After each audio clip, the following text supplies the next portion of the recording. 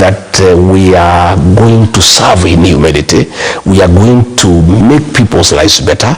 We are going to make people to improve their welfare. We are going to have ease of doing business. But where we are, my friend, the country is on its knees. We talk about privatization of state resources. You've mentioned KPC to be specific. You say that the valuation was not considered, that this is business because the person who is to buy it is President William Ruto's son-in-law. What evidence do you have to show? Because absence of evidence showing that you have these as a fact remains being hearsay. As well, you say you are inside as deputy and you knew about this. Why speak now? I have been speaking, and anything I've told Kenyans have come to pass. Anything I've said. I said about Bomas of Kenya, it has come to pass. I said about RSF, it has come to pass. I said President William Ruto has appointed drug barons into his cabinet. I have been vindicated the day before yesterday. Drugs are being smuggled through Jkia. Who in his cabinet is in charge of that? You have seen the photographs. The people who are smuggling drugs through the airport, you have seen their photographs with the cabinet minister. And everybody knows that cabinet minister who is a drug baron. There are two. And I asked William Ruto, he had put me in charge of fighting drugs and alcoholism. When he was appointing these two ministers, I asked him, Mr. President, where does that leave me?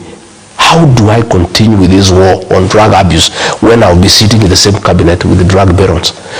That expose that has happened at the airport, if William Ruto has any decorum remaining, he must sack that minister.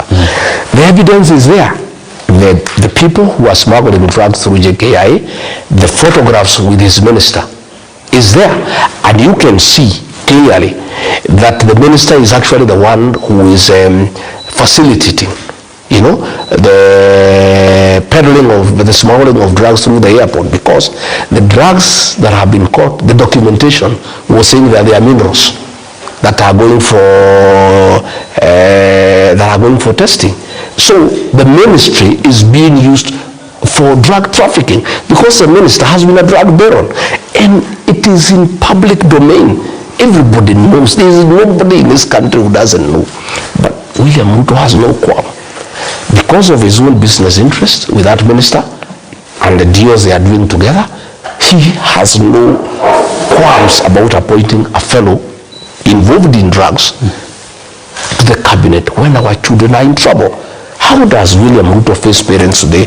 And you know, he was telling parents that they are responsible for bad upbringing.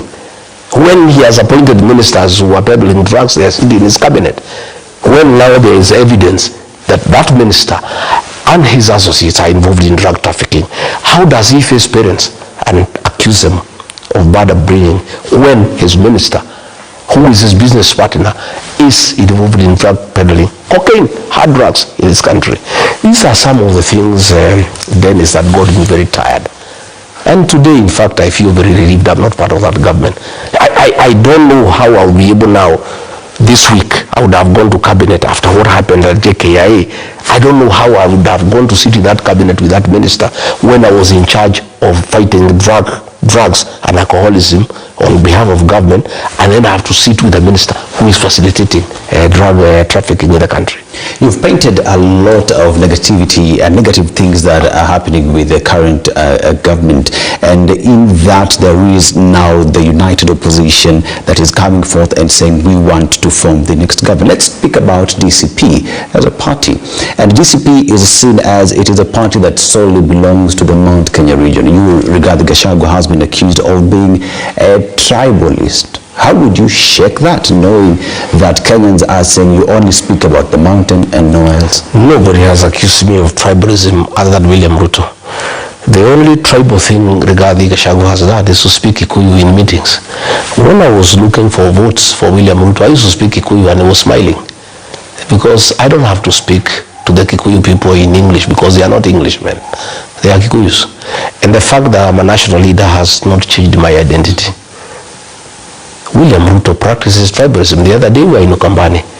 he sacked the CEO of Kentraco and replaced with his own tribesmen. If you look at the composition of the CEOs in the country, out of about 200